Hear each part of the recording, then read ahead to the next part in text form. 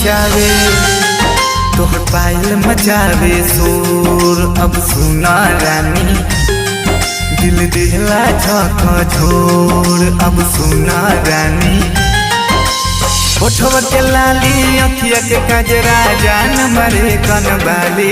इहे बतिया बोलेला त मन भावे राजा, जब देखी न तोहके त मन लागे न राजा।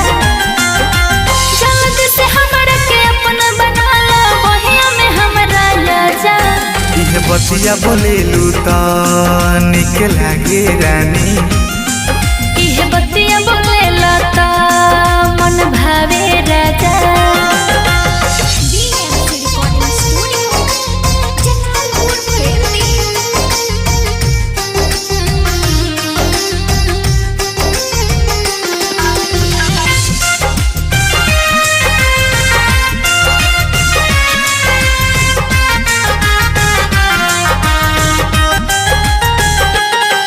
जब प्यार तू हमसे करेलू हमरा के आपन मानेलू।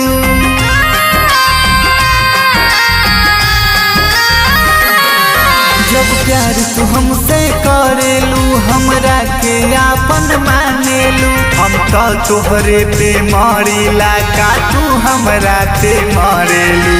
मेहंदी लगा के रखी हो हमरा बारू दिल के रानी। इहे बोलिया बोलेला, इहे बोलिया बोलेला त मन डोले राजा। कैसे बनला प्यार के डोर अब बोला राजा। सारा दुनिया बदल जाई बाकी तू नहीं बदलिहा। इहे बतिया बोलेलू त निक लागे रानी। इहे बतिया बोलेला त मन भावे राजा।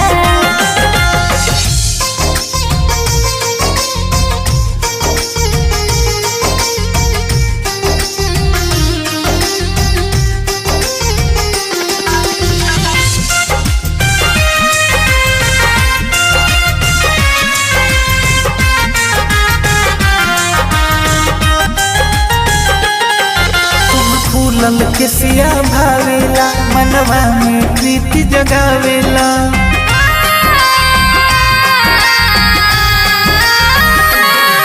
तुम फूलल के सिया भावेला मनवा में प्रीति जगावेला।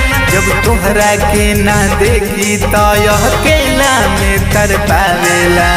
जब तक सांस चली तू रहबू हमरा दिल के छैया। इहे बतिया बोलेला, इहे बतिया बोलेला त मन भावे राजा। इहे बतिया बोलेला त मन भावे राजा।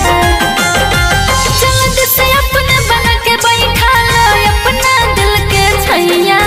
इहे बोलिया बोलेलू त निक लागे रानी। इहे बतिया बोलेला त मन भावे राजा।